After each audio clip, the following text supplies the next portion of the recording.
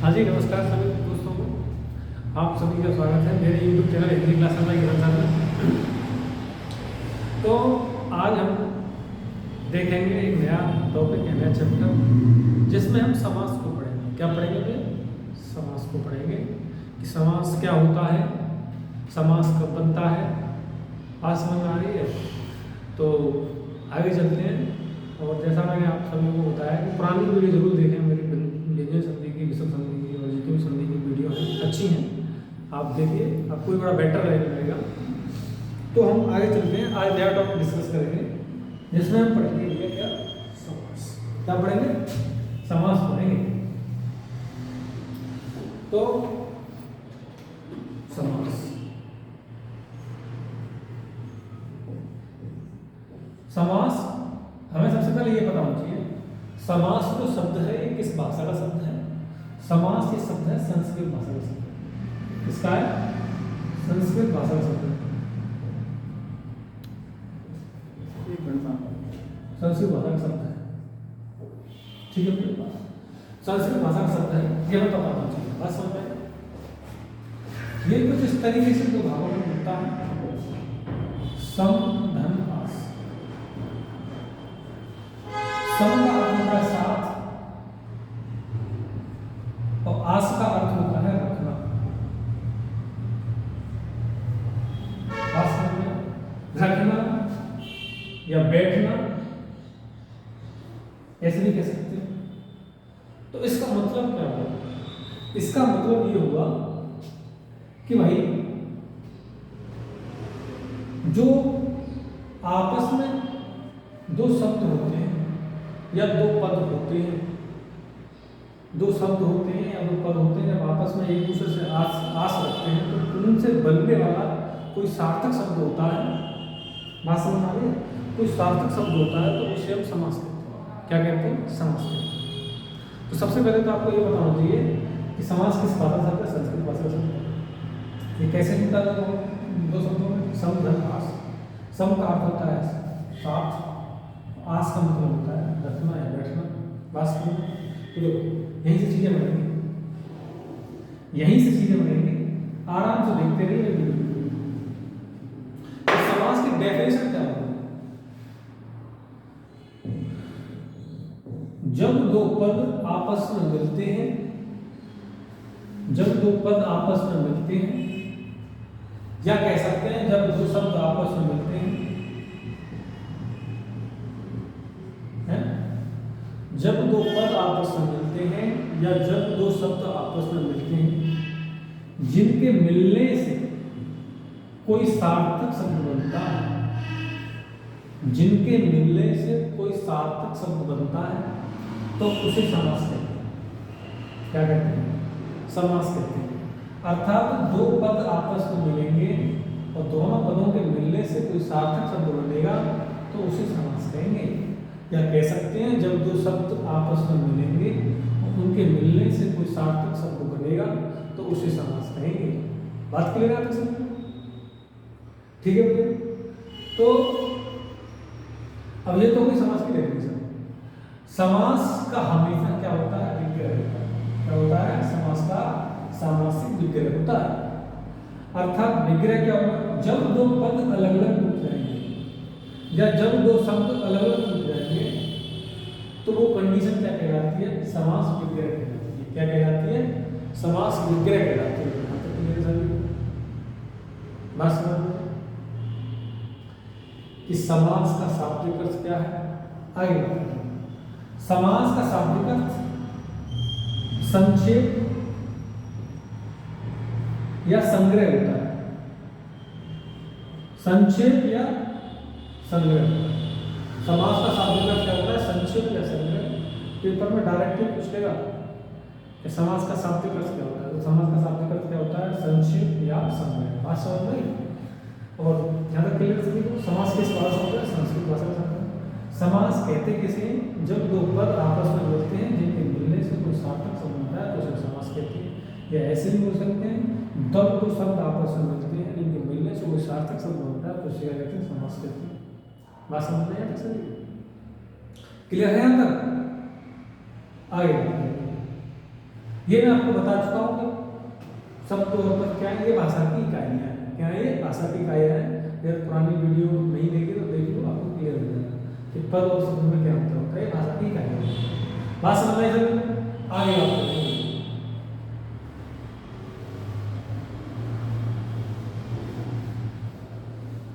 समास के भेद। समास के भेद नेक्स्ट शेड्यूल लेंगे। समास के भेद। समास के भेद। तो समास के भेद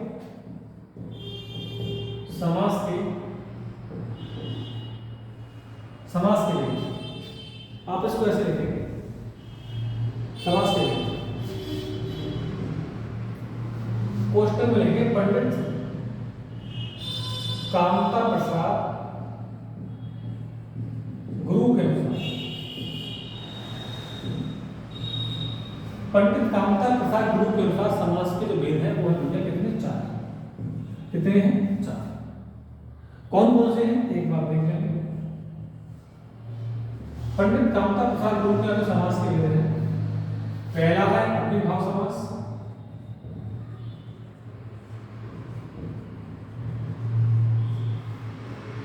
दूसरा है तत्पुरुष समास। ये किसके अनुसार है? ये पंडित कामता प्रसाद गुरु के अनुसार है। समास के 4 हैं। तीसरा है द्वंद्व समास।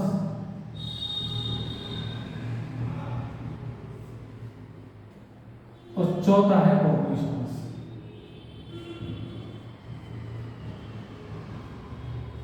बात समझ में क्लियर सभी को? तो जब पेपर में क्वेश्चन आएगा तो पूछेगा पंडित कामता प्रसाद गुरु के समास के कितने भेद हैं? समास के भेद हैं 4 भेद। कौन कौन से? अव्ययभाव समास, तत्पुरुष समास, द्वंद्व समास और बहुव्रीहि समास। ध्यान रखिए। अब आपसे ये पूछे लग जाए कि आधुनिक हिंदी में समास के भेद कितने हैं? आधुनिक हिंदी में समास के भेद, तो आधुनिक हिंदी में समास के भेद हैं 6। कितने हैं भाई? 6। आधुनिक हिंदी में समास के भेद कितने? 6। ठीक है, यहां तक बात समझ में? यदि आपसे ये क्वेश्चन पंडित कामता प्रसाद गुरु के समास के कितने भेद हैं, तो पंडित कामता प्रसाद गुरु के समास के भेद हैं 4। आधुनिक हिंदी में समास के भेद पूछे तो आधुनिक हिंदी में समास के भेद 6। ये ध्यान रखेंगे भाई, क्वेश्चन दोनों तरीके से अलग अलग पूछा जा सकता है। आगे बात करें। अब ये 6 हैं जो आधुनिक हिंदी में, वो कैसे हैं, कौन कौन सा होता है, तो जरा ध्यान से। तो तत्पुरुष समास को हमने 2 भागों में बांट दिया है। पहला हम पढ़ते हैं विभक्ति क्या करता है। विभक्ति क्या है? विभक्ति क्या है? और यहां पढ़ते हैं, इसका प्रश्न में पढ़ते हैं द्विगु समास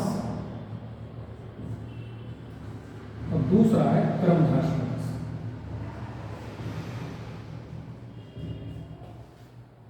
बात समझे? दूसरा कौन सा? क्रमधारय समास। बात समझे? अब देखो, तो 1 2 3 4 5 6 ये है आधुनिक हिंदी में समास के भेद। विभक्ति को काउंट नहीं किया जाता। विभक्ति को काउंट नहीं किया जाता। बात समझ आ गया तक? चलो आगे चलते हैं। जो अव्ययभाव समास होता है, जिस समास का प्रथम पद प्रधान होता है, क्या प्रथम पद प्रधान होता है,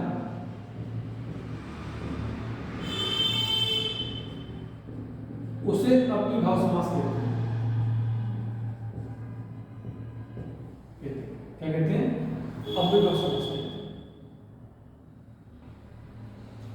इसका तत्पुरुष समास का अंतिम पद प्रधान होता है या उत्तरापद प्रधान होता है या अंतिम पद प्रधान होता है,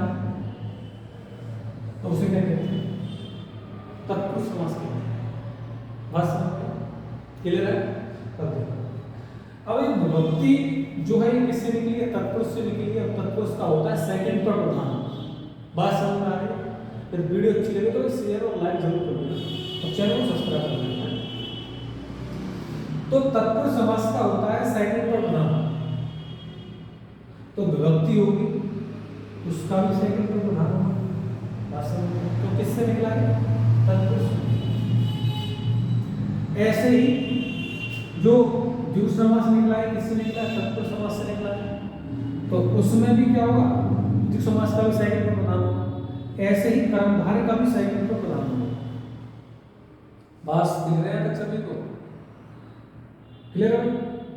अर्थात हमने ये देखा है कि तत्पुरुष समास का भी सेकंड पर प्रधान होता है, कर्मधारय का भी सेकंड पर प्रधान होता है और द्विगु समास का भी सेकंड पर। आगे चलिए, द्वंद्व समास, इसमें दोनों पद प्रधान होते हैं। क्या? दोनों पद प्रधान होते हैं।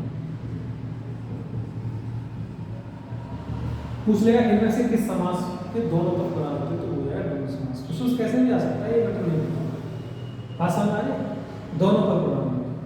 बहुव्रीहि समास की बात करेंगे तो इसका कोई पद प्रधान नहीं होता, कोई पद प्रधान नहीं होता, लेकिन एक विशेष अर्थ देता है, एक विशेष अर्थ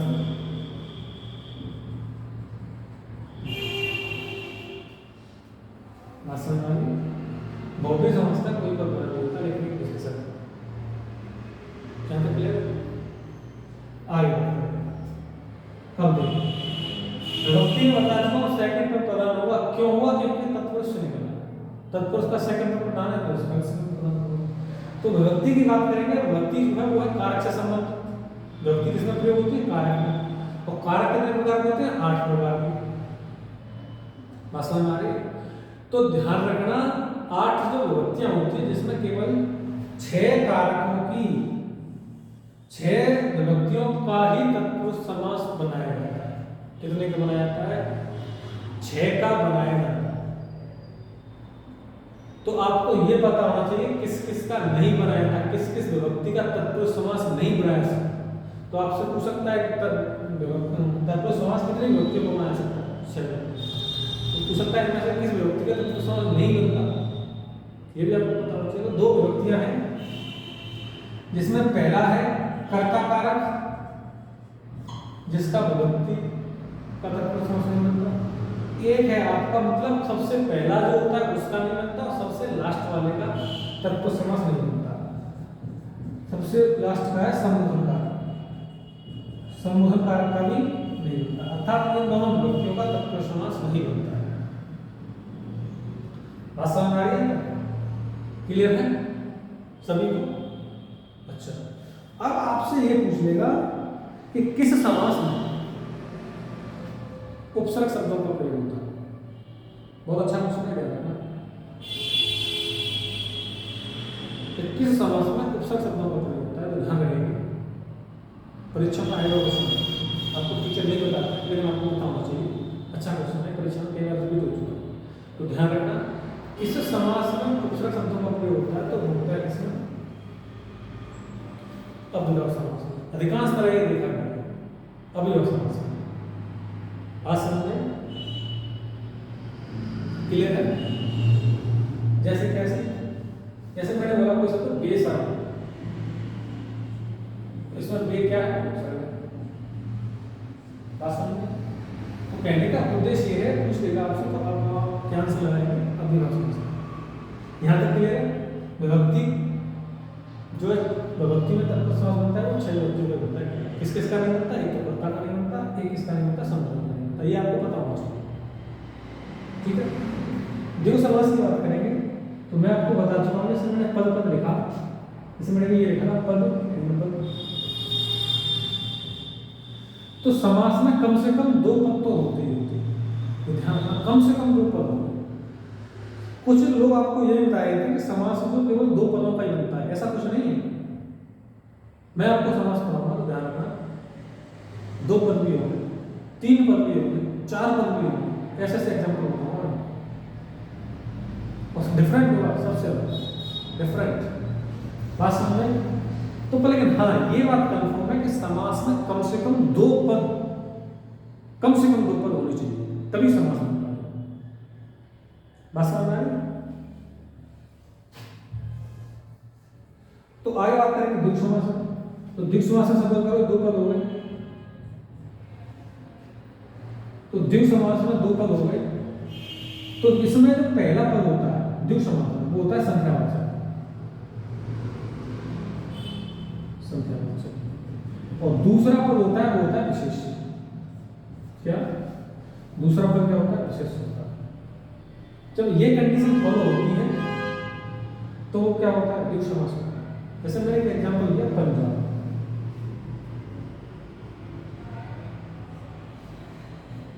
पंजाब में क्या होगा बच्चे देश का? वो विग्रह क्या होगा? 5 नदियों के बीच का क्षेत्र है, यही होता है, या 5 नदियों का समूह। कुछ लोग ये बोलते हैं 5 नदियों का समूह, ऐसा नहीं होता भाई। पंजाब एक जगह है, जैसे ये जगह है, तो एक नदी ये है, एक नदी ये है, एक नदी है, एक नदी है, एक नदी है, अर्थात ये क्षेत्र बीच में है नदियों के। तो क्या होती है? भूमि होती है, क्षेत्र होता है। 5 नदियों के बीच का क्षेत्र या स्थान, उसे बोलते हैं पंजाब। बात समझ में? तो पहला पद क्या हो गया? संख्यावाचक। दूसरा पद क्या होगा? विशेष, मतलब संज्ञा हो सकती है। बात समझ में? क्या हो सकती है? संज्ञा हो सकती है। तो विशेष क्या होता है? संज्ञा होता है, बोल सकते हैं। तो कहने का उद्देश्य ये है भाई कि पहला पद संख्यावाचक होगा, दूसरा पद विशेष होगा, तो कंडीशन फॉलो हो रहा हो कि समास की द्विगु समास। बात समझ आ रही है क्या? आगे चलिए, सेम कंडीशन है कर्मधारय समास में। पहला पद जो होता है वो विशेषण होता है और दूसरा पद होता है वो विशेष होता है। दूसरा पद क्या होता है? विशेष होता है। जब दूसरा पद विशेष होगा और पहला पद विशेषण होगा तो क्या होगा? कर्मधारय समास हो जाएगा। बात समझ में? कौन समास में? कर्मधारय समास में। यहां तक क्लियर है सभी को? अच्छा, कर्मधारय समास में एक चीज और देखने को मिलती है, उपमेय और उपमान का भी प्रयोग होता है। जैसे चरण उपमान, नयन उपमान, बात समझ में? चरण उपमान, कमल नयन। तो जहां ये विशेषण और विशेष का प्रयोग होता है वहां से उपमेय और उपमान का भी प्रयोग होता है। बात क्लियर है? तो वहां जब समास बनेगा वो कौन सा बनेगा? कर्मधारय समास बनेगा। यहां तक समझ आया इसमें? तो ये मैंने जो आज सुना थोड़ा बहुत कुछ बताया है, आपकी समझ में भी आया होगा कि समास किस भाषा का शब्द है, संस्कृत भाषा का शब्द है? समास किस तरीके से दो शब्दों में टूटता है, उसका शाब्दिक अर्थ क्या होता है, समास पंडित कामता प्रसार होते हैं, आधुनिक हिंदी में समास के कितने भेद होते हैं? बात समझ में? क्लियर सभी? फिर मैंने आधुनिक हिंदी में जो समास के भेद हैं तो देखेंगे। अभिभाव, तत्व, द्वंद्व, बहुब्रीहि, विभक्ति, द्विगु, कर्मधार। तो इसमें मैंने बताया अभिभाव समास जो होता है इसका प्रथम पद प्रधान होता है उसे अभिभाव समास कहते हैं। द्वितीय पद या अंतिम में यात्रा पद प्रधान होता है तत्पर समास कहते हैं। दोनों पद प्रधान उसे द्वंद्व समास कहते हैं। बहुब्रीहि समास सब कोई पर प्रधान नहीं होता लेकिन एक विशेष शब्द देता है तो उसे बहुब्रीहि समास कहते हैं। विभक्ति ध्यान रखकर कारक होते हैं 8, जिसमें से तत्पुरुष समास बनता है वो 6 विभक्तियों का बनता है। न तो बनता कर्ता कारक का, ना ही बनता संबोधन का, ध्यान रखेंगे आप। एग्जाम में आपसे पूछ लेगा इनमें से किस विभक्ति का तत्पुरुष समास नहीं बनता है, समझ रहे हैं? नेक्स्ट द्विगु समास बताया मैंने। पहला पद क्या होगा? संख्यावाचक। दूसरा पद क्या होगा? विशेष होगा। कर्मधारय की बात करेंगे, पहला पद क्या होता है? विशेषण होता है, दूसरा पद क्या होता है? विशेष होता है। बात समझ रहे हैं? आगे आपसे पूछ लेगा कि इनमें से किस समास में विशेषण शब्द का प्रयोग होता है? किसमें होता है? तब मैं समास में। तो मुझे ऐसा लगता है कि आज की जो वीडियो को समझ में आएगी आपको, है? पद और शब्द में बता चुका हूँ आपको। ये कमेंट कर रहा है पद और शब्द में क्या अंतर है। पद और शब्द में पुरानी वीडियो देख लो, मैं बता देता हूँ आपको। तो शब्द जो होता है किसी व्यक्ति का नाम शब्द है। क्या है? शब्द है। मतलब जब अकेला प्रयोग हो रहा है तो वो शब्द है। पर लेकिन जब उसी शब्द को किसी वाक्य में प्रयोग करेंगे तो वह पद के रूप में कार्य करेगा। जैसे मैंने बोला राम, राम मैंने केवल राम लिख दिया, केवल मैंने राम लिख दिया तो ये शब्द है। और मैंने इस राम को ऐसे लिखा, राम पुस्तक पढ़ता है, समझेंगे चीजों को? राम पुस्तक पढ़ता है तो यह राम क्या पद है? क्या है? पद है। अर्थात हमने ये देखा है जब कोई चीज अकेली आती है तो शब्द कहलाती है, और वही चीज सेंटेंस या वाक्य में प्रयोग होगी तो क्या कहलाएगी? पद कहलाएगी। यहाँ तक क्लियर है सभी को? समझ में आएगा ना नहीं आएगा? तो हम आपको बहुत कुछ नेक्स्ट वीडियो में बताएंगे। यदि ये वीडियो आपको अच्छी लग रही है तो इसको शेयर मारे भाई। जैसे मैंने आपको बोला, जैसे टीचर आपको कहा था कि समाज बनता है वो 2 शब्दों में बनता है, ऐसा कुछ नहीं है भाई। मैं तो ऐसे आपको 3 शब्द देखने को मिलेंगे अलग अलग, 4 शब्द भी देखने को मिलेंगे हैं। उसमें हम ये देख पाएंगे कि भाई कि इनमें से समास बन रहा है तो 3 शब्दों में कैसे बन रहा है। जैसे मैं आपको थोड़ा सा बता देता हूँ, छोटा सा। जैसे पूछ लेगा तन मन धन में कौन सा समास है? तन मन धन,